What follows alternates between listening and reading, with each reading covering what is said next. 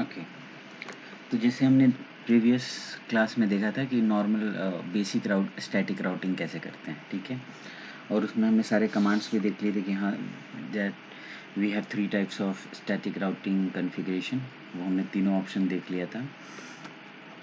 लेकिन आज हम थोड़ा सा एडवांस देखेंगे। इसमें हमारे पास क्या ऑप्शन है, जैसे अगर हमारे पास कुछ ऐसा सिनेरियो हो जिसमें कॉम्बिनेशन ऑफ लिंक्स यूज़ हो रहा है, जैसे हमारा जैसे R2 है, R2 के पास आप देखिएगा कि सीरियल लिंक भी कनेक्टेड है, सीरियल लिंक भी यूज़ हो रहा है और आपका फास्ट इथरनेट और इथरनेट लिंक भी यूज़ हो रहा है, ठीक है। तो उस केस में हम कैसा क्या कॉन्फ़िगरेशन करें? जैसे देखिए हमारा काम तो है नेटवर्क इंजीनियरिंग का, तो अगर हम कुछ क्या ऐसा कॉन्फ़िगरेशन करें या कौन से टाइप का स्टैटिक राउटिंग कॉन्फ़िगरेशन करें कि हमारा रिकर्सिव लुकअप भी ना हो, ठीक है, और हमारा प्रॉपर्ली कम्युनिकेशंस भी हो जाए, ठीक है। तो यहाँ पे क्या ऑप्शन देता है कि पहले रिकर्सिव लुकअप से बचने के लिए अगर आपके पास सीरियल लिंक यूज़ हो रहा है, ठीक है, तो आप उसमें क्या कीजिए, एग्ज़िट इंटरफ़ेस यूज़ कर लीजिए, ठीक है। और अगर आप इथरनेट लिंक यूज़ कर रहे हैं तो उसमें कॉम्बिनेशन ऑफ कमांड्स यूज़ कर लीजिए, exit interface plus next hop address, ठीक है। दूसरा कंडीशन आपके पास क्या आता है कि कुछ-कुछ कंपनीज़ क्या करते हैं कि जैसे हमारे पास ये जो आपका R1 है, ये समझ लीजिए कि आपका एज राउटर है, आपकी कंपनी का। लेकिन ये जो R2 है, ये दूसरी कंपनी का राउटर है या ISP का राउटर है, ठीक है? लेकिन आपका काम है केवल R1 पे कॉन्फ़िगरेशन करना, R2, R3, R4 ये दूसरे कंपनी का डोमेन है, नेटवर्क है। तो उस केस में क्या होता है, बहुत सी ऐसी कंपनीज़ हैं जो प्रॉक्सी आर्प इनेबल करके रखते हैं, मतलब डिसेबल करके रखते हैं। बाय डिफ़ॉल्ट इंटरफ़ेस पे प्रॉक्सी आर्प इनेबल होता है और आर्प का काम क्या है कि अगर हम कोई भी सोर्स टू डेस्टिनेशन कम्युनिकेशन करते हैं, ठीक है? तो उसमें होता क्या है कि ये पहले आर्प रिज़ॉल्व होता है, ठीक है? तो मान लीजिए अगर ये पीसी 1 है, अगर इस डेस्टिनेशन से कम्युनिकेशन करना चाहता है, तो उसका रिक्वेस्ट पहले R1 पे आएगा, फिर R1 से R2 पे जाएगा, फिर ऐसे करके कम्युनिकेशन होगा। लेकिन पहले क्या होता है कि ये रिज़ॉल्व होता है, पहले यहाँ मैक रिज़ॉल्व होगा, फिर ये मैक रिज़ॉल्व होगा, फिर ये मैक रिज़ॉल्व होगा, फिर जाके तब जाके मैक रिज़ॉल्व होता है, फिर कम्युनिकेशन होगा, क्योंकि ये मैक बेस्ड कम्युनिकेशन होता है ब्रॉडकास्ट लिंक पे, ठीक है। अब नॉर्मली मैक जो आर्क रिज़ॉल्व होता है, ठीक है, तो ये तो मान लीजिए R2 रिज़ॉल्व कर रहा है on the behalf of R4, normally R2 R4 के बिहाफ पे रिज़ॉल्व कर रहा है ये, ठीक है। लेकिन अगर आप प्रॉक्सी आर्प इनेबल कर देंगे तो प्रॉक्सी आर्प में क्या होगा कि अगर किसी भी सोर्स टू डेस्टिनेशन कम्युनिकेशन कर रहा है तो वही राउटर रिज़ॉल्व कर पाएगा जिसका डेस्टिनेशन आईपी मैच होगा। मान लीजिए अगर ये PC1 इससे कम्युनिकेट करना चाहता है, ठीक है, तो अगर PC1 इसके 12.2 से कम्युनिकेशन कर लेगा, इससे कर लेगा, इस इंटरफेस से कर लेगा, लेकिन ये सब पे नहीं कर पाएगा। क्यों? क्योंकि वो सेल्फ एड्रेस रिज़ॉल्व ही कर पाएगा प्रॉक्सी, अगर आर्प अगर डिसेबल रहेगा तो। वो बोलेगा नहीं, मैं किसी किसी दूसरे के बिहाफ पे आर्प रिज़ॉल्व नहीं करूँगा, केवल मैं अपना रिज़ॉल्व कर सकता हूँ और किसी का नहीं। तो उस केस में आपका क्या होगा कि अगर आप कॉम्बिनेशन यूज़ करके चल रहे हैं तो कम्युनिकेशन हो जाएगा, अगर कॉम्बिनेशन यूज़ नहीं करके चल रहे हैं तो कम्युनिकेशन नहीं होगा, ठीक है? तो यही सारा चीज़ हम देखेंगे ये, ठीक है? कि अगर डिफरेंट डिफरेंट टाइप का लिंक अगर कनेक्टेड है, तो उस बिहाफ पे हम क्या क्या कॉन्फ़िगरेशन करें कि हमारा 2-4 बेनिफिट्स हो जाए। कैसा? पहले आपका रिकर्सिव लुकअप से बच जाएँगे, ठीक है? दूसरा कि अगर मान लीजिए नेबर या दूसरे कंपनी पे अगर आपका प्रॉक्सी आर्प डिसेबल है, ठीक है? तो उस बिहाफ पे हम क्या कॉन्फ़िगरेशन करें कि हमारा सोर्स टू डेस्टिनेशन भी कम्युनिकेशन हो जाए, ठीक है? तो यहाँ पे आप देख लीजिए कि अगर सीरियल लिंक पे क्या होता है कि वहाँ पे कोई प्रॉक्सी का कोई ऑप्शन ही नहीं होता है, क्योंकि वहाँ पे एचडीएलसी काम करता है, मैक काम करता ही नहीं, ठीक है? तो यहाँ पे सीरियल लिंक पे आप केवल सेल्फ एग्ज़िट इंटरफ़ेस कॉन्फ़िगर कीजिए, दैट्स इनफ। लेकिन ये जो आप ईथरनेट या ब्रॉडकास्ट लिंक अगर आप यूज़ कर रहे हैं फास्ट ईथरनेट, तो उसमें आप कॉम्बिनेशन यूज़ करेंगे, ठीक है? तो हमारे पास क्या है कि ये लैब ऑलरेडी डिफ़ाइन है, अगर आप देखिए, ठीक है? ये लैब ऑलरेडी प्री कॉन्फ़िगर्ड है। तो यहाँ पे कंसोल एक्सेस करते हैं।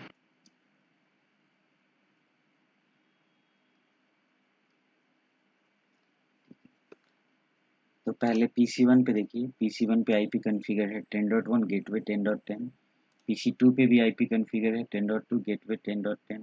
R1 पे आते हैं, ठीक है। सो IP इंटरफेस ब्रीफ एक्सक्लूड ऑनरसन, ठीक है। तो यहाँ पे R1 पे दो इंटरफेस है, E0/0 और E0/1, दोनों IP कॉन्फ़िगर्ड है और आप इंटरफेस स्टेटस भी देख सकते हैं, अप है। R2 पे आके चेक करते हैं, यहाँ पे तीन इंटरफेस है, E0/0, Serial2/0, E0/1। ये देखिए IP कॉन्फ़िगर्ड है अकॉर्डिंग टू द इंटरफेस और आपका स्टेटस भी अप है, प्रोटोकॉल भी अप है। R3 पे दो इंटरफेस है, इस पे Serial2/0 लूपबैक 1, ओके। और 4 पे आपका दो इंटरफेस है, वो भी कॉन्फ़िगर्ड है, ठीक है। अब आते हैं हम नॉर्मल स्टैटिक राउटिंग करेंगे, ठीक है। उसके बाद देखेंगे कम्युनिकेशन हो रहा है, फिर हम देखेंगे कि प्रॉक्सी आर्प चेक करेंगे, फिर उसको डिसेबल करेंगे, फिर देखेंगे कि कम्युनिकेशन हो रहा है या नहीं, ठीक है। फिर आपको सब धीरे धीरे समझ में आ जाएगा, ठीक है। तो अब R1 पे आते हैं, पहले हम डिफ़ॉल्ट उसका रूट देख लेते हैं। सो IP राउट, तो इसमें केवल कनेक्टेड इन्फॉर्मेशन है, ठीक है। R2 पे भी आपका सो IP राउट, इसमें भी केवल कनेक्टेड इन्फॉर्मेशन है, सो IP राउट। R3 पे भी कोई राउट नहीं है, सो IP राउट, इसमें भी कोई राउट नहीं है। अब हम क्या करते हैं कि अगर PC1 अगर 4.4.4.4 से कम्युनिकेशन करना चाहता है, no communication, destination host unreachable, तो उसके लिए हम राउटिंग करेंगे। चलिए राउटिंग करते हैं। तो IP राउट 3.3.3.3, ठीक है। सेल्फ एग्जिट इंटरफेस लेते हैं, डिफ़ॉल्ट कुछ भी एक कॉन्फ़िगर कर देते हैं और आपका 4.4.4.4 ये ले, ठीक है।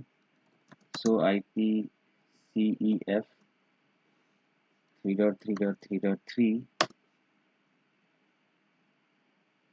ठीक है। रिकर्सिव लुकअप के लिए चेक कर रहे थे ये, 3 और 4 का रीचेबिलिटी के लिए ऑफ कॉन्फ़िगर कर दिए। अब आते हैं R2 पे, conft IP राउट 3.3.3.3 255 Serial2/0 और आपका 4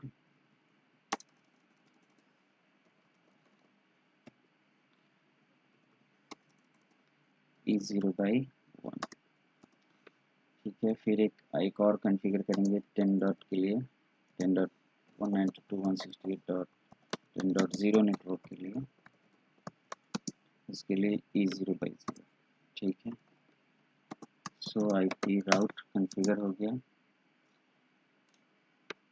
R1 पे भी सो IP राउट कॉन्फ़िगर है, स्टैटिक राउटिंग।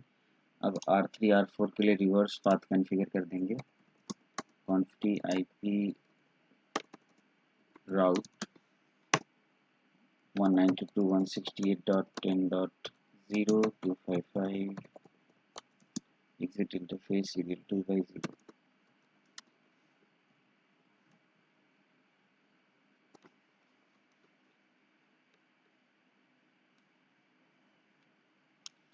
R4 पे आते हैं, conft इसके लिए E0/1, ठीक है। यहाँ पे अब सो IP राउट चेक कर लिया, हाँ जी राउट है। अब PC1 अगर कम्युनिकेशन करता है 4.4.4.1 से कम्युनिकेशन हो रहा है और आपका पिंग 3.3.3.3 कम्युनिकेशन हो रहा है, कोई दिक्कत नहीं, ठीक है। और अगर R1 पे आते हैं, ठीक है, कोई रिवर्स आर्प नहीं है, मतलब रिकर्सिव लुकअप नहीं हो रहा है, ठीक है, यहाँ भी कोई रिकर्सिव लुकअप नहीं हो रहा है, ठीक है, क्योंकि हमने एक सेल्फ एग्जिट इंटरफेस कॉन्फ़िगर किया। तो रिकर्सिव लुकअप से बच गए। अब हम क्या करते हैं कि अगर R2 जो मैंने आपको बताया था कि हो सकता है कि R2 जो है यहाँ से किसी और कंपनी का ये डोमेन है, ठीक है, ये किसी और कंपनी का डोमेन है,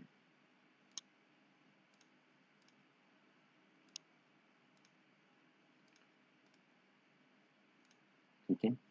तो मैंने आपको बताया था कि यहाँ पे अब क्या हो रहा है, मैक काम कर रहा है, यहाँ HDLC काम कर रहा है। तो अगर ये किसी और कंपनी का डोमेन है तो ये अपना जो एज इंटरफेस होगा इस पे क्या करेगा, ये प्रॉक्सी आर्प डिसेबल कर देगा। तो पहले हम देखते हैं, यहाँ आइए, R2 पे आएंगे, शो IP इंटरफेस E0/0, तो इस पे आप देखिए कि प्रॉक्सी आर्प इनेबल, ठीक है। इसीलिए प्रॉक्सी आर्प होता क्या है कि अगर जो रिज़ॉल्व हो रहा है, जो आर्प रिज़ॉल्व होता है, अगर मान लीजिए PC1 अगर इस डेस्टिनेशन पे पिंग कर रहा है, तो ये आर्प तो R2 रिज़ॉल्व कर रहा है, ठीक है। तो अगर प्रॉक्सी आर्प इनेबल होगा तो किसी और के बिहाफ पे आर्प रिज़ॉल्व नहीं होगा, वो सेल्फ रिज़ॉल्व होता है कि अगर सोर्स टू डेस्टिनेशन सेम है तभी रिज़ॉल्व होगा, अगर डेस्टिनेशन डिफरेंट है तो रिज़ॉल्व नहीं होगा, अगर प्रॉक्सी आर्प डिसेबल रहेगा तो हम क्या करते हैं, R2 पे आते हैं, इसको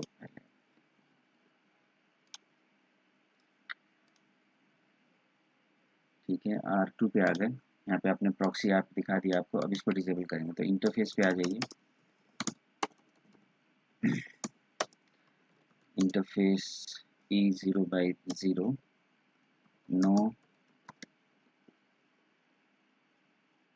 प्रॉक्स, no IP proxy ARP, no IP proxy ARP disable हो गया। एग्जिट करते हैं, वेरीफाई कर लीजिए, तो यहाँ पे आप देखिए कि आपका प्रॉक्सी आर्प डिसेबल हो गया, ठीक है। प्रॉक्सी आर्प डिसेबल होने के बाद अगर हम फिर R1 पे PC1 पे आते हैं और पिंग करते हैं तो अभी पिंग तो हो रहा है, क्यों क्यों पिंग हो रहा है, क्योंकि अगर R1 पे अगर आप चेक करेंगे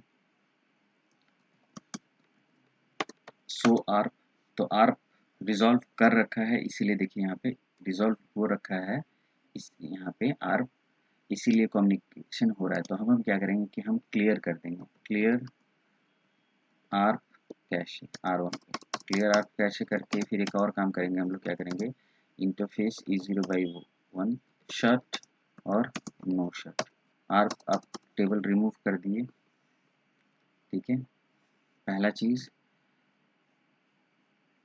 ठीक है। और यहाँ पे देखिए प्रॉक्सी आर्प डिसेबल है और यहाँ से आर्प हटा दी, क्योंकि आर्प हट गया तो यहाँ पे इन्फॉर्मेशन चला गया। अब यहाँ पे शो आर्प कीजिए तो ये देखिए अब क्या बोल रहा है, इनकम्प्लीट, इन्फॉर्मेशन हट गया, ठीक है। अब अगर PC1 पे आते हैं, देखिए राउट डिफाइन है, और अगर अब आप कम्युनिकेशन करेंगे तो कम्युनिकेशन नहीं होगा, ठीक है। और अगर आप देखेंगे कि भाई कम्युनिकेशन नहीं हो रहा है, अगर आप चेक करेंगे शो IP राउट, शो IP राउट, ठीक है, राउट है आपके पास, ठीक है, लेकिन कम्युनिकेशन नहीं हो रहा है, ठीक है।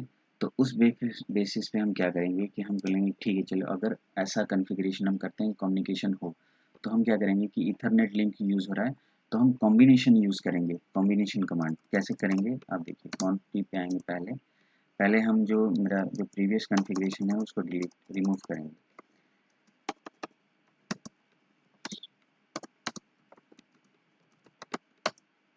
ठीक है। तो अब इस प्रीवियस कॉन्फ़िगरेशन को रिमूव करते हैं, नो,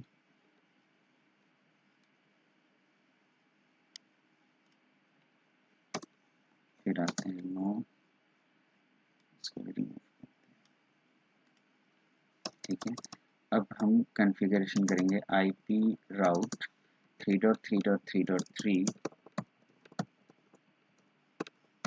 ठीक है। अब एग्जिट इंटरफेस E0/0 और नेक्स्ट ऑफ एड्रेस 12.1.1.1, सॉरी 2, ठीक है, ऐसे करेंगे 2। अब आते हैं दूसरा, दूसरा आपका क्या है भाई, आपका 4.4. है, 4.4.4.4, ठीक है। और एक और वेरीफाई कर लीजिए, आप भी देख लीजिए कि प्रॉक्सी आर्प अभी भी R2 पे, सॉरी प्रॉक्सी आर्प अभी भी डिसेबल है, देखिए, ठीक है, local proxy ARP is disable, यहाँ पे भी प्रॉक्सी आर्प डिसेबल है। अब R1 पे मैंने कॉन्फ़िगरेशन कर दिया, क्लियर आप कैश भी कर देते हैं। सो IP राउट देख लीजिए, राउट डिफाइन है, देखिए प्रॉपरली राउट डिफाइन ऐसे ही होता है।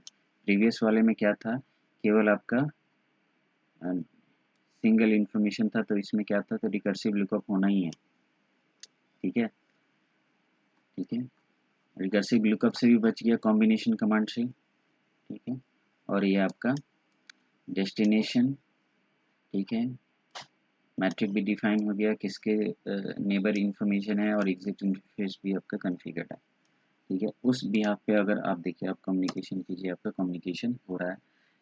और दूसरा कंपनी अगर अपना प्रॉक्सी आप डिसेबल करके रखा है तो भी, ठीक है। तो बेनिफिट आपको समझ में आ गया कि कैसा, अगर कैसा डोमेन है, कैसा कॉन्फ़िगरेशन है, उसमें हम क्या, कौन सा कमांड रन करेंगे कि ईजिली कम्युनिकेशन हो जाए, ठीक है। अब आते हैं, अगर आप डायनेमिक राउटिंग अगर आप कभी कॉन्फ़िगर करे होंगे, तो डायनेमिक राउटिंग का राउटिंग टेबल ऐसे ही होता है। जैसे यहाँ पे एस है, तो उसमें आपका आर होगा रिप के लिए, EIGRP के लिए डी होगा, OSPF के लिए ओ होगा। लेकिन नॉर्मली क्या होता है, ये डेस्टिनेशन होता है, यहाँ मैट्रिक होता है, वाया किसके थ्रू कनेक्टेड है, और एग्जिट इंटरफेस, ठीक है। तो जो डायनेमिक राउटिंग होता है, उसमें अगर प्रॉक्सी आप डिसेबल भी है, ठीक है, तो भी कम्युनिकेशन होगा। तो डायनेमिक राउटिंग में प्रॉब्लम नहीं होता, केवल ये स्टैटिक राउटिंग का प्रॉब्लम होता है प्रॉक्सी आर्प रिलेटेड, ठीक है, स्टैटिक और आपका डिफ़ॉल्ट में, ठीक है। लेकिन और डायनेमिक में प्रॉब्लम नहीं होता, इसीलिए हम लोग ये प्रॉक्सी आर्प के बारे में यहाँ पे आपको बताया कि कौन सा कमांड कॉम्बिनेशन यूज़ करेंगे कि अगर प्रॉक्सी आर्प इनेबल भी है, सॉरी डिसेबल भी है, तो भी आपका कम्युनिकेशन सोर्स टू डेस्टिनेशन होगा,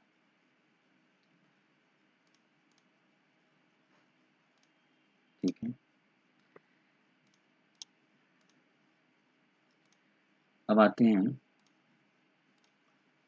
ये तो हमने कर लिया, प्रॉक्सी आर्प पिंग करके भी देख लिया, कॉम्बिनेशन यूज़ हो गया, ठीक है। अब ये आपका स्टैटिक राउटिंग लैब 3 है, ठीक है, ये आपके लिए है, ये आप खुद कॉन्फ़िगर करो, कॉन्फ़िगर करके देखो, इसमें आप कौन सा कॉम्बिनेशन यूज़ करोगे, ठीक है। तो मैंने आपको बताया था कि अगर सीरियल है, तो उस पे केवल एग्जिट इंटरफ़ेस कॉन्फ़िगर करो, कोई दिक्कत नहीं है, ठीक है, वो कम्युनिकेशन करेगा, ठीक है, क्योंकि उसमें प्रॉक्सी आर्प का कोई फंक्शन ही नहीं है। आप एक बार करके देखना, कोई एरर आएगा तो आप मुझे बताना, ठीक है, ठीक है। अब यहाँ पे ये स्टैटिक राउटिंग लैब 4 है, ठीक है। तो ये मैं आपको करके बता देता हूँ, क्योंकि यहाँ पे स्टूडेंट लैब है, लेकिन इसमें मैं आपको करके बताऊँगा।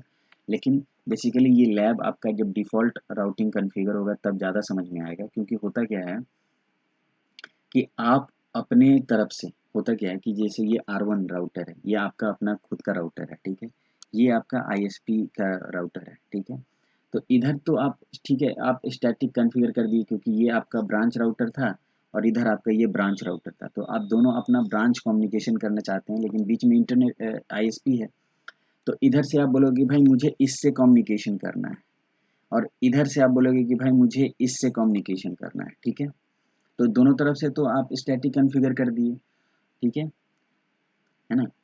तो अब जो ISP है, ठीक है, तो वो ISP आपको क्या करके देगा, स्टैटिक कॉन्फ़िगर करके देगा। तो स्टैटिक क्या होता है, नॉर्मली स्टैटिक कॉन्फ़िगर कर देगा। तो यहाँ पे क्या दिया है, ISP आपको क्या दिया है, ठीक है, सिंगल IP दिया है, ठीक है।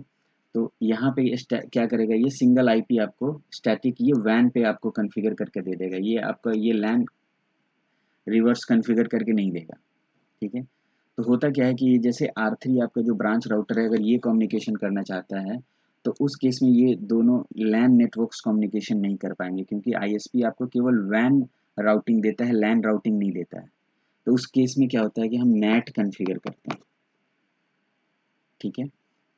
नॉर्मली विदाउट NAT आपका लैन टू लैन कम्युनिकेशन नहीं होगा, ठीक है। तो ये जब आप NAT करेंगे तब समझ में आएगा।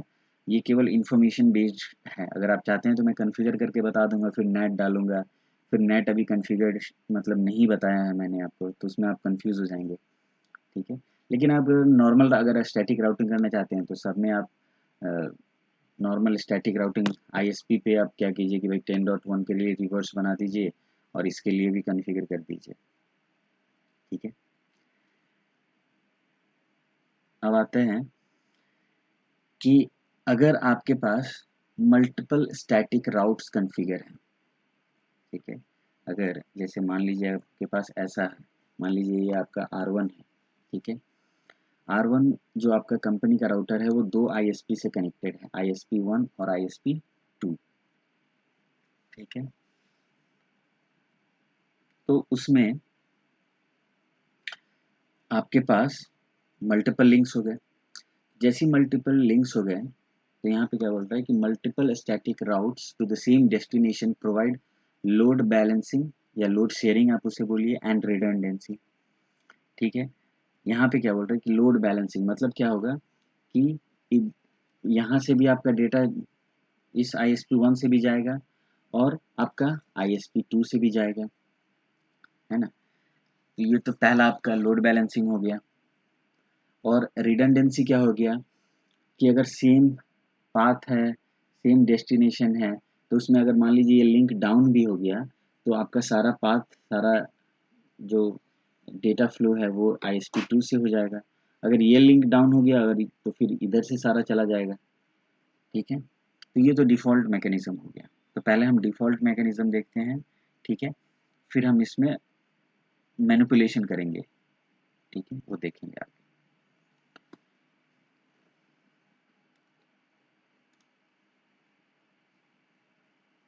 तो इसके लिए लैब दूसरा होगा।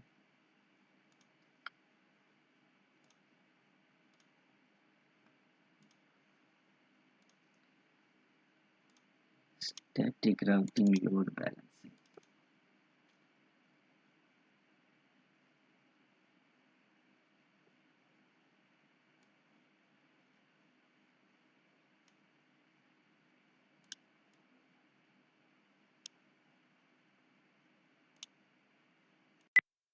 ओके, तो ये हमारा मल्टीपल स्टैटिक राउटिंग लिंक्स है, मतलब मल्टीपल लिंक्स कॉन्फ़िगर्ड है आपका R1 से ISP1 और R1 से ISP2, ठीक है। तो इसमें हम देख लेंगे लोड बैलेंसिंग एंड रिडंडेंसी, दोनों ऑप्शन देखेंगे इसमें पहले हम। तो यहाँ पे जैसे ही हमारा लैब कॉन्फ़िगर्ड होता है, यहाँ 12 का नेटवर्क है तो यहाँ उसका IP 12.1 होगा, यहाँ पे 12.2, 13.1, 13.2, 34.1, 34.2, 24.1, 24.2 और यहाँ पे दो लूप बैक है आपका, एक राउटर है इंटरनेट करके उस पर, ठीक है। यहाँ पे हमने आपका 10.1 का नेटवर्क रखा है, 10.0 का नेटवर्क रखा है /24 सबनेट, ठीक है। तो पहले हम क्या करते हैं कि यहाँ पे इसका जो इंटरफेस कॉन्फ़िगरेशन है वो देख लेते हैं कि कॉन्फ़िगर्ड है या नहीं है, क्योंकि ये पुराना लैब था।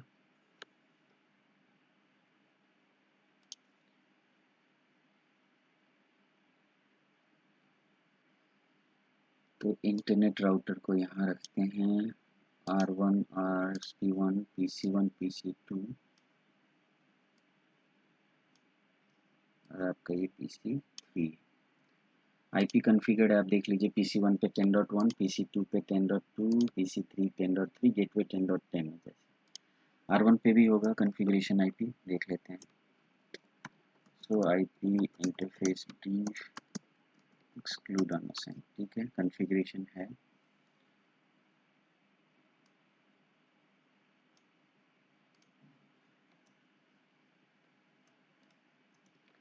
यहाँ पे भी कॉन्फ़िगरेशन है और आपका RSP2 भी डन है और आपका इंटरनेट पे भी 4 इंटरफेस है, 24, 34, 1 एंड 2, ठीक है। अब आते हैं राउटिंग कॉन्फ़िगरेशन है या नहीं है, तो उसके लिए सो IP राउट के लिए राउटिंग कॉन्फ़िगरेशन नहीं है तो हम स्टैटिक राउट डिफाइन करते हैं, ठीक है। यहाँ पे आएंगे conft इंटरफेस IP राउट 1.1.1.1, ठीक है, 12.1.1.2, ठीक है, ये एक 1 का हो गया और 2 का भी डिफाइन कर देते हैं इसी पाथ से 2.2.2.2 ठीक है। और फिर 1 के लिए हम क्या करते हैं, रिडंडेंट पाथ कन्फिगर करते हैं। वो तो फर्स्ट पाथ हो गया। रिडंडेंट पाथ क्या करते हैं कि 13.1.1.2 करते हैं। फिर 2 के लिए भी हम रिडंडेंट पाथ कन्फिगर करेंगे। आपका ये हो गया कन्फिग्रेशन। अब आते हैं ISP1 पे, रिवर्स पाथ इस पे भी कन्फिगर करेंगे हम दोनों के लिए। ठीक है, conft IP route 1.1.1.1 exit interface E0/2 कर देते हैं। ठीक है, 2 के लिए भी वही कर देते हैं, 2.2.2.2 और रिवर्स पाथ उसके लिए 10 के लिए IP route 192.168.10.0 exit interface E0/1 configure हो गया। अब ISP2 पे आते हैं, conft IP route 1.1.1.1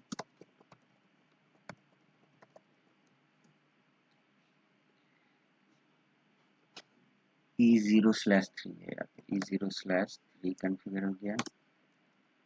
2 के लिए भी वही कर देते हैं, 2.2.2.2 E0/3 और IP route 10 के लिए 10.0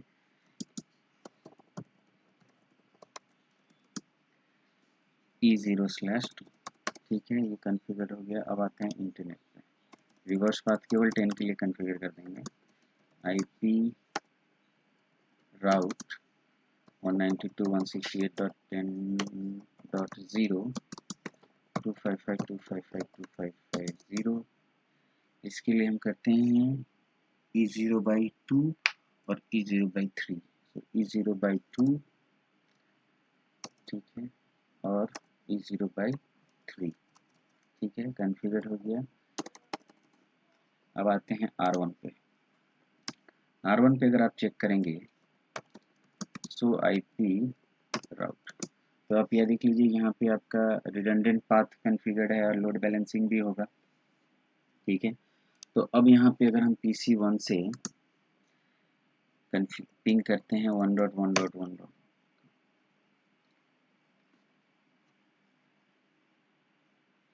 पिंग होना चाहिए कि 10.IP राउट कॉन्फ़िगर्ड है, सो IP राउट 1 E0/2 ठीक है, 2 E0/2 रिवर्स पाथ भी कॉन्फ़िगर्ड है E0/1 से। इंटरनेट पे 1.1.1 कॉन्फ़िगर है, 2.2.2 R1 से कॉन्फ़िग पिंग करते हैं, पिंग 1.1.1.1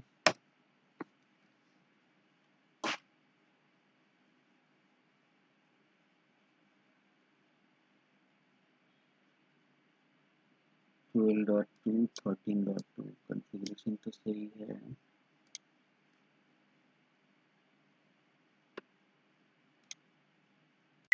ओके, तो इंटरफेस मतलब ये एग्जिट इंटरफेस में मैंने रॉन्ग कॉन्फ़िगर कर दिया था, तो फिर मैंने दूसरा कॉन्फ़िगरेशन कर दिया थोड़ा सा करेक्ट करके, नेक्स्ट हॉप एड्रेस डाल के। ठीक है, तो यहाँ पे अभी देखिए कि सारा राउट कॉन्फ़िगर्ड है। यहाँ पे R1 पे भी कॉन्फ़िगर्ड है, ISP1 पे भी, सो IP राउट ठीक है, यहाँ पे भी ओके है, यहाँ पे भी सो IP राउट ISP2 पे भी सही है और यहाँ पे भी सही है। अब अगर PC1 P1 को पिंग करता है, पिंग कर रहा है, PC2 अगर पिंग 2.2.2.2 कर रहा है, पिंग हो रहा है, अगर हम ट्रेस करते हैं इसमें, ट्रेस 1.1.1.1 किसके थ्रू जा रहा है भाई, यहाँ पे देखिए ISP2 के थ्रू जा रहा है 13.2 ठीक है, ये किसके थ्रू जा रहा है भाई, ट्रेस 2.2.2.2 ठीक है, ये भी ISP2 के थ्रू जा रहा है। ठीक है, ठीक है। तो यहाँ पे क्या होगा कि ये लोड बैलेंसिंग करेगा। यहाँ पे देखिए, अगर आपके पास यहाँ पे आप देखिए कि अगर सेम डेस्टिनेशन के लिए अगर मल्टीपल पाथ्स हों तो वो लोड बैलेंसिंग करेगा ही करेगा। यहाँ पे अगर आप यहाँ पे आईपी राउटिंग में आप देख सकते हैं इसका स्टैटिक राउटिंग टेबल में। ठीक है, तो ये तो पहला ये हो गया। ठीक है, ट्रेस 2.2.2.2 ठीक है। तो यहाँ पे क्या ऑप्शन होगा, यहाँ पे हम क्या बताना चाहते थे, पहला तो लोड बैलेंसिंग होगा।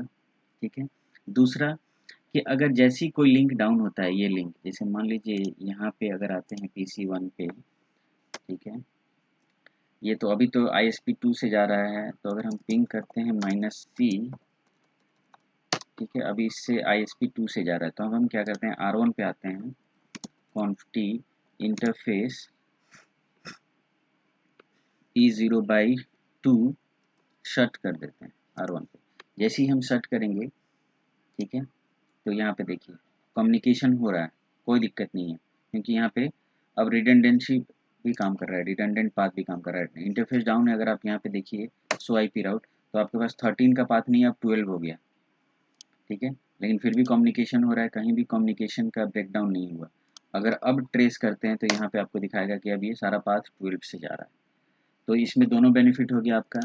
क्या क्या बेनिफिट हो गया, अगर आपके पास मल्टीपल लिंक्स हैं तो लोड बैलेंसिंग भी आपको दे रहा है ये, और आपका हाई अवेबिलिटी भी दे रहा है। ठीक है, लोड बैलेंसिंग प्लस रिडंडेंसी जो आपका हाई अवेबिलिटी है। लेकिन अब इसमें एक कंडीशन आ जाएगा। कंडीशन क्या आ जाएगा, मान लीजिए आपका कंपनी है, वो बोलता है कि यार ये जो हमारा ISP1 है, इससे हमने 10 Mbps का लिंक ले रखा है या 100 Mbps का लिंक ले रखा है, फॉर एग्जांपल 100 Mbps का लिंक ले रखा है। ठीक है, और ये जो आपका है जो ISP2 है ना, उससे आपकी कंपनी ने 50 Mbps का लिंक ले रखा है। ठीक है, 50 Mbps का। तो इस केस में क्या होगा कि अगर लोड बैलेंसिंग होगा तो प्रॉब्लम क्या आएगा कि भाई एक मान लीजिए एक यूज़र जो है, ठीक है, उसका हाफ डेटा अगर मान लीजिए इधर से जाता है तो फास्टली गूगल के पास जाएगा, हाफ डेटा आपका ISP2 से स्लो जाएगा, तो उसमें लेटेंसी आ जाएगा। या एक यूज़र फास्टली कम्युनिकेशन कर रहा है, दूसरा यूज़र थोड़ा सा लेटेंसी है उसमें, मीन्स लो स्पीड से कम्युनिकेशन कर रहा है, बैंडविड्थ उसको कम मिल रहा है। तो उस केस में हम क्या ऐसा कॉन्फ़िगरेशन करेंगे कि हम इसको प्राइमरी बनाना चाहते हैं। ठीक है, सेम है, सेम लिंक है, सेम पाथ है, सेम डेस्टिनेशन है, लेकिन हम लोड बैलेंसिंग नहीं करना चाहते हैं, हम इसको प्राइमरी बनाना चाहते हैं ISP1 वाले को, और इसको ISP2 को हम सेकेंडरी बनाना चाहते हैं। तो पहले हम क्या करते हैं, पहले अपना लिंक अप ले आएंगे, R1 पे जाके कॉन्फ़िग इंटरफेस नो शट, उसके बाद अपना राउटिंग टेबल डिफ़ॉल्ट देख लेंगे, आपका डिफ़ॉल्ट अप आ गया कि नहीं। ठीक है, लोड बैलेंसिंग हो रहा है। अब अगर देखते हैं ट्रेस, अब देखिए अब ISP2 से जा रहा है, लेकिन मैं चाहता हूँ नहीं ISP1 से जाए, क्योंकि वो 100 Mbps लिंक यूज़ कर रहा है। और ये आपका अगर वो प्राइमरी लिंक डाउन होता है, अगर प्राइमरी डाउन होता है तब सेकेंडरी से सारा डेटा जाए, लेकिन अगर जब तक प्राइमरी अप है तो सारा डेटा मैं चाहता हूँ प्राइमरी से जाए। तो उस केस में हम क्या करेंगे, आपको पहले अपने राउटर 1 पे आना होगा, जो हमारा डिफ़ॉल्ट राउट कॉन्फ़िगर है, सो रन सेक्शन IP राउट। ठीक है, तो पहले हम इसको कॉपी करते हैं, पहले इसको कॉपी करके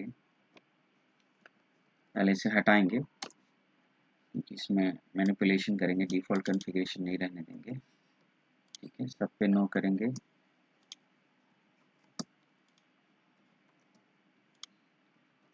ठीक है, अब आते हैं इस पे conft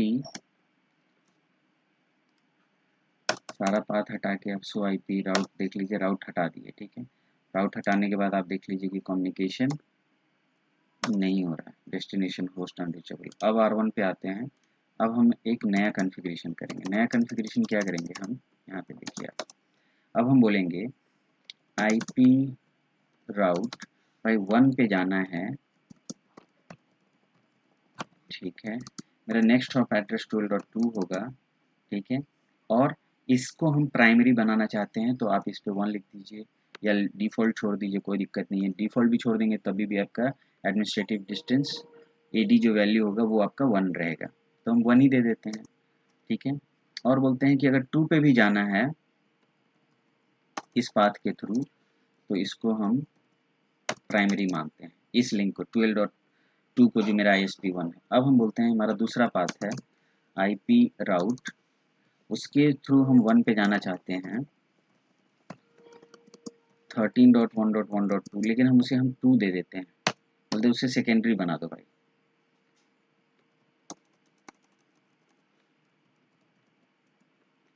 ठीक है, सेकेंडरी बन गया।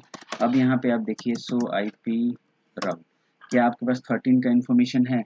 नहीं है, केवल 12 का इन्फॉर्मेशन है। अब PC1 पे आइए, कम्युनिकेशन हो रहा है। अगर आप ट्रेस करते हैं तो ये देखिए सारा पाथ आपका 12 से जा रहा है, तो ये आपका प्राइमरी डिफाइन हो गया कि हाँ भाई सारा पाथ आपका, सारा जो यूज़र्स आपके लैन यूज़र्स हैं वो सारा ISP1 से जा रहे हैं गूगल के पास, ठीक है। तो अभी यहाँ पे क्या हुआ, यहाँ पे कोई लोड बैलेंसिंग नहीं है अभी, ठीक है। यहाँ पे हमने प्राइमरी और सेकेंडरी पाथ डिफाइन किया बैंडविड्थ के लिंक्स के ऊपर, ठीक है। यहाँ पे हाई बैंडविड्थ था तो मैं चाहता हूँ कि सारा ट्रैफिक इधर से जाए, लेकिन मैं चाहता हूँ कि अगर प्राइमरी डाउन होता है तो सारा पाथ सेकेंडरी से जाए। तो अब हम क्या करते हैं, देखिए यहाँ पे आइए, कम्युनिकेशन चला दिए, कम्युनिकेशन हो रहा है, कोई दिक्कत नहीं है। अब R1 पे आते हैं, इंटरफेस E0/1 शट, आपका ISP1 का लिंक डाउन हो गया। सो IP राउट में जाइए, देखिए अपने आप 13 का आ गया, और यहाँ पे देखिए ये लिंक डाउन होगा लेकिन अब थोड़ी देर में अप आ जाएगा, ठीक है। पिंग 2.2.2.2, देखिए PC2 आपका कम्युनिकेशन कर रहा है, और अगर हम ट्रेस करते हैं, ठीक है, तो देखिए पाथ आपका 13 से जा रहा है, और अपने यहाँ पे फिर से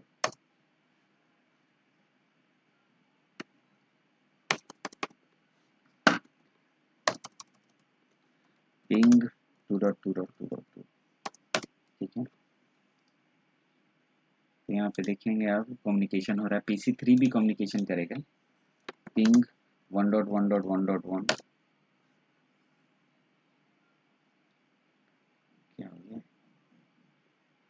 PC2 तो काम कर रहा है ना, ठीक है। पिंग 1.1.1 से कर रहा है या नहीं, हाँ कर रहा है, ठीक है। और ट्रेस भी करेंगे तो आप देखिए आप अपना सारा पाथ आपका ISP ट्रेस 1.1.1, ठीक है, ISP2 से जा रहा है, ठीक है। तो यहाँ पे हमने क्या देख लिया कि अगर कोई भी लिंक डाउन होता है तो उसमें हमने क्या जो कॉन्फ़िगरेशन किया है R1 पे, और आप देखिए कि मैंने क्या डिफाइन कर दिया है यहाँ पे, आपका एडमिनिस्ट्रेटिव डिस्टेंस चेंज कर दिया। तो जो लोअर एडमिनिस्ट्रेटिव डिस्टेंस है वो ISP1 को दे दिया, और हायर एडमिनिस्ट्रेटिव डिस्टेंस ISP2 को दे दिया। सो IP सो रन सेक्शन IP राउट, देखिए, ठीक है। तो यहाँ पे देखिए 1 दिया था, ऑटोमेटिकली हट गया क्योंकि बाय डिफ़ॉल्ट 1 ही होता है। और देखिए ISP2 के लिए मैंने एडमिनिस्ट्रेटिव डिस्टेंस 2 दे दिया, तो वो सारा पहले प्राइमरी को प्रेफर करेगा, अगर प्राइमरी डाउन है तब सेकेंडरी से प्रेफर करेगा। और भी देखिए यहाँ पे अगर हम देखते हैं सो IP राउट, अभी आपका ये आपका प्राइमरी सेकेंडरी आ गया, ठीक है। और जैसे ही अब प्राइमरी अप आता है, इंटरफेस E0/1 नो शट, जैसे ही आपका प्राइमरी अप आता है, ठीक है, तो आपका जो 13 वाला पाथ होगा जो ISP2 का है, देखिए उसका इंफॉर्मेशन राउटिंग टेबल से हट गया, ठीक है। और ये जो सारा कम्युनिकेशन है वो अब आपका ISP2 से होगा,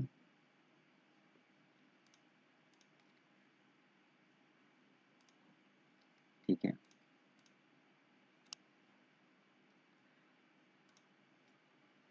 ठीक है, तो ये जो आपका ये जो हमने देखा था प्राइमरी और सेकेंडरी, ठीक है, इसे हम क्या बोलते हैं, इसे हम लोग बोलते हैं फ्लोटिंग स्टैटिक राउट, ठीक है। तो फ्लोटिंग स्टैटिक राउट क्या होता है कि the administrative distance of static route can be change to form of floating static route, ठीक है। तो उसमें क्या होगा कि आपके पास फ्लोटिंग स्टैटिक राउट में हम क्या करते हैं कि एक को प्राइमरी रखते हैं और दूसरे को हम क्या करते हैं एज ए बैकअप यूज़ करते हैं, ठीक है। तो प्राइमरी रखने के लिए उसका एडमिनिस्ट्रेटिव डिस्टेंस लो रखिए और बैकअप या सेकेंडरी के लिए उसका एडमिनिस्ट्रेटिव डिस्टेंस थोड़ा हाई रखिए, ठीक है। तो इसमें परफॉर्म कर दिया, यहाँ पे हमने 10 Mbps लिखा है, लेकिन एग्जाम्पल के लिए आप 10 रखें 100 रखें, बस एक कॉन्सेप्ट को समझना है, ठीक है। तो implementing primary link and secondary link हमने देख लिया लैब के थ्रू, ठीक है। अब आते हैं, ये आपके लिए है, स्टूडेंट्स के लिए, आप इसे कॉन्फ़िगर करके देखेंगे, ठीक है। दूसरा में आता है कि एक प्रॉब्लम है, ठीक है। प्रॉब्लम क्या है कि कभी-कभी किसी नेटवर्क में आप देखेंगे कि अगर मेरे पास 2 राउटर है, जैसे अभी हमारा ये जो लैब है, दिखाते हैं, ठीक है।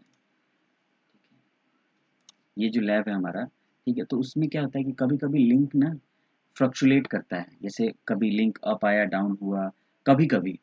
तो क्या होगा कि जैसे ही लिंक अप या डाउन सेकंड, जैसे 1-2 सेकंड के लिए भी होगा, तो वो क्या होगा कि आपका जो राउटिंग टेबल होगा वो कांस्टेंट नहीं रहेगा।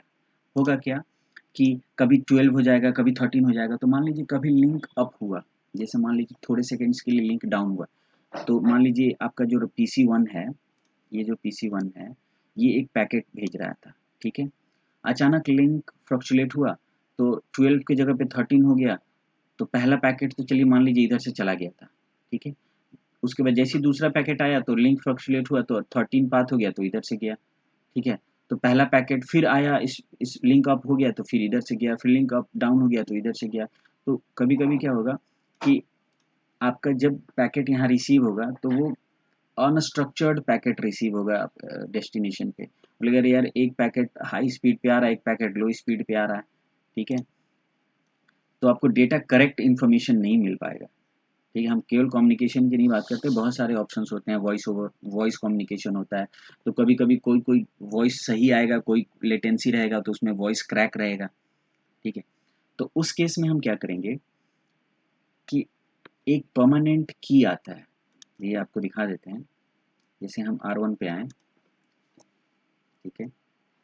तो जैसे ही लिंक डाउन होगा, देखिए यहाँ पे कॉन्फ़िगर करेंगे इंटरफ़ेस E0/E0/1, ठीक है, शट किए और आप यहाँ पे देखिए तुरंत आपका 13 हो गया, ठीक है ना? और जैसे ही आपका E0/1 पे फिर आएँ, नो शट, हम तो ऐसे लिंक डाउन करके आपको दिखा रहे हैं, लेकिन लिंक फ्लक्चुएट करता है, तो ये आपका फिर 13 हो गया, ठीक है। फिर आप देखिए आपका 12 हो गया, है ना? तो ये लिंक अप डाउन में ऐसा शो करेगा। तो लेकिन मैं चाहता हूँ कि नहीं यार, मुझे ट्रस्ट है कि मेरा प्राइमरी लिंक अ, अभी डाउन नहीं है, ठीक है, वो काम कर रहा है। और हल्का सा लिंक कभी-कभी फ्लक्चुएट करता है। तो ये हम कमांड ऐसा प्रॉब्लम आएगा तब देंगे, ऐसा नहीं कि हम ये परमानेंट की ऐसा कॉन्फ़िगर कर देंगे। तो हम क्या करेंगे कि पहले जो मेरा प्रीवियस कॉन्फ़िगरेशन है उसे हम डिलीट करते हैं। केवल एक लिंक के लिए आपको दिखाएँगे, ठीक है।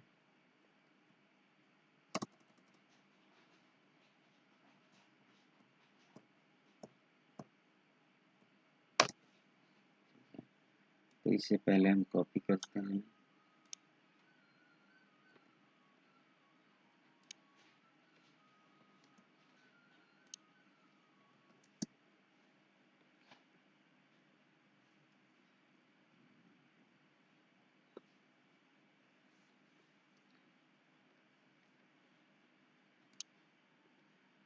केवल उस पाथ के लिए नो करो,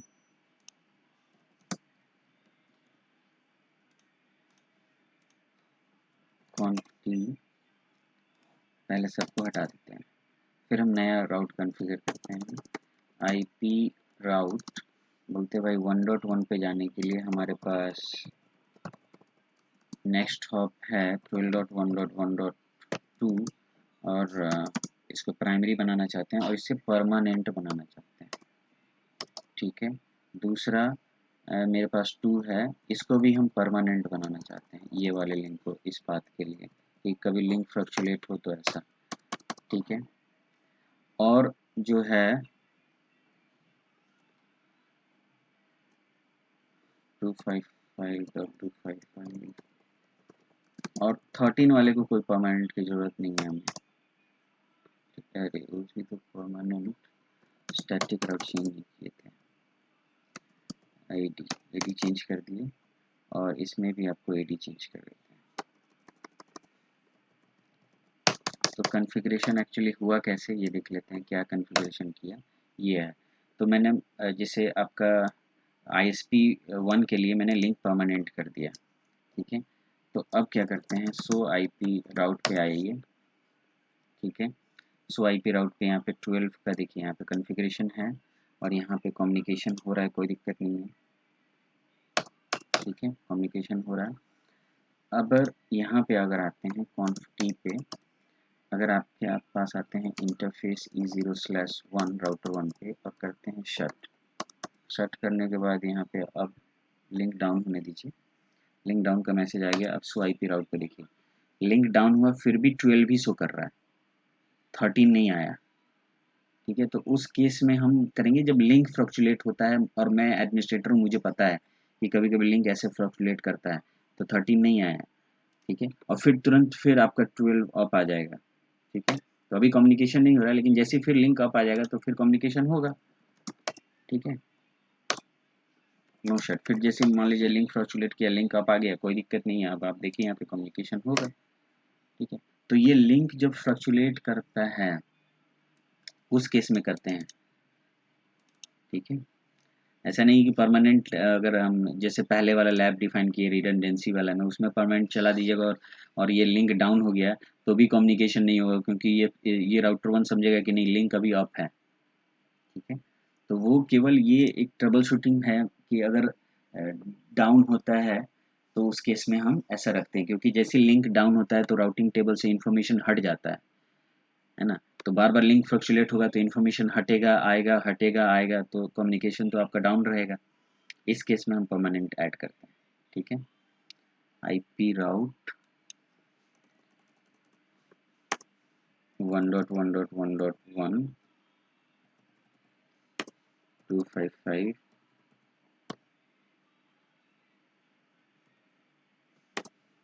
12.2.1 एज अ परमानेंट,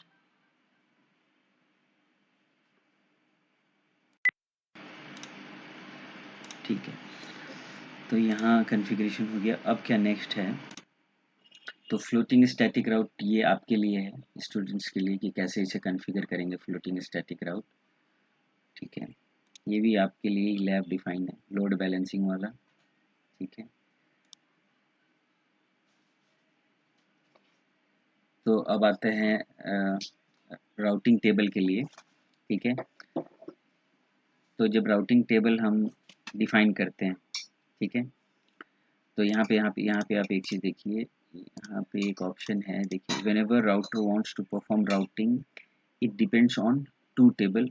पहला टेबल होता है राउटिंग टेबल, ठीक है, और दूसरा होता है आर्प टेबल, ठीक है।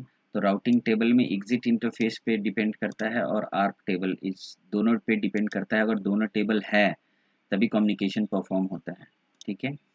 तो पहले अगर कोई भी राउटर अगर कोई राउटिंग परफॉर्म करता है तो पहले वो आर्प टेबल मेंटेन करेगा, फिर आपका राउटिंग टेबल मेंटेन करेगा, उसके बाद कम्युनिकेशन होता है, ठीक है। तो ये तो पहला हो गया। दूसरे आते हैं, ठीक है, अब आते हैं व्हाट इज़ राउटिंग टेबल, ठीक है। तो राउटिंग टेबल आपको पता ही है कि व्हाट इज़ राउटिंग टेबल। तो राउटिंग टेबल क्या है, so routing table is a table which have the information about the network prefix या destination network prefix, ठीक है। तो routers examine the destination IP address of a received packet and mark routing decision accordingly। तो अगर कोई भी router के पास अगर कोई पैकेट आया तो अगर कैसे वो पता चलेगा कि भाई इस पैकेट के ऊपर मुझे राउटिंग करना है या नहीं, तो वो राउट जो पैकेट रिसीव होगा उस पर डेस्टिनेशन देखेगा कि भाई डेस्टिनेशन तो मेरे पास नहीं है उसका, तो हाँ भाई राउटिंग करना होगा, ठीक है। टू डिटरमाइन, उसके बाद फिर देखेगा to determine which interface the packet will be sent out, ठीक है, फ्रॉम द राउटर्स, ठीक है। तो राउटर पे कौन से इंटरफेस से हमें पैकेट एग्जिट करना है कि कम्युनिकेशन हो, तो ये सारा इंफॉर्मेशन होगा। फिर routing table list all networks for which routes are known, ठीक है, क्योंकि स्टैटिक राउटर पे तो नोन राउटिंग पे ही इंफॉर्मेशन कम्युनिकेशन होता है, अननोन पे तो होता नहीं, अननोन तो डिफ़ॉल्ट राउटिंग के लिए हो गया, ठीक है। Each routers routing tables is unique and stored in the RAM of the device, ठीक है। राउटिंग टेबल आपका हमेशा रैम में रहता है स्टोर, ठीक है। Router has a routing table which by default contents only local networks, बिना राउटिंग कॉन्फ़िगर किए हुए भी राउटर के पास अपना लोकल इन्फॉर्मेशन का राउटिंग टेबल रहता है, ठीक है। अब आते हैं कि राउटिंग टेबल जो है वो दो तरह से हम कॉन्फ़िगर कर सकते हैं, मैनुअली और डायनेमिकली। तो मैनुअली जो है वो स्टैटिक राउटिंग से होता है, डायनेमिक आपका RIP, EIGRP, OSPF routing protocols के थ्रू होता है। राउटिंग टेबल्स में क्या क्या इन्फॉर्मेशन होता है कि भाई कोई भी नेटवर्क किस इंटरफेस से कनेक्टेड है, कोई भी नेटवर्क जाने के लिए उस नेटवर्क पे जाने के लिए उस नेबर का किस इंफॉर्मेशन होगा, 3 होगा, सेल्फ इंटरफेस या एग्जिट इंटरफेस, ठीक है। तो एग्जिट इंटरफेस क्या है आपका, देखिए 5.0 इस नेटवर्क के लिए, तो अगर इस राउटर पे दो नेटवर्क कनेक्टेड है 5.0 तो एग्जिट इंटरफेस क्या है F0/0, 10.0 एग्जिट इंटरफेस क्या है F0/1। तो exit interface information, network information, metric information और आपका नेबर नेक्स्ट ऑफ इंफॉर्मेशन, ये सारा इंफॉर्मेशन होना चाहिए राउटिंग टेबल में, तभी कम्युनिकेशन परफॉर्म होता है, ठीक है। तो network and subnet mark information होगा, द रिमोट राउटर इंफॉर्मेशन होगा, the IP of the remote router, और आउटगोइंग एग्जिट इंटरफेस इंफॉर्मेशन होता है, ठीक है। वेरीफाई अगर हम करते हैं राउटिंग टेबल, क्या कमांड टाइप करेंगे, सो IP राउट, तो उसमें आपको दिखाएगा, देखिए सी मतलब कनेक्टेड, मतलब ये आपका लोकली कनेक्टेड नेटवर्क्स हैं, और एस मतलब स्टैटिकली आपने इस नेटवर्क के लिए डिफाइन किया है राउट, ठीक है। मैट्रिक ये है, वाया इसके कनेक्ट होगा, और अगर आप कॉम्बिनेशन यूज़ करेंगे तो यहाँ पे आपका एग्जिट इंटरफेस भी कन्फिगर शो करेगा, ठीक है। अब यहाँ पे आते हैं कि बेस्ट राउट सिलेक्शन प्रोसेस।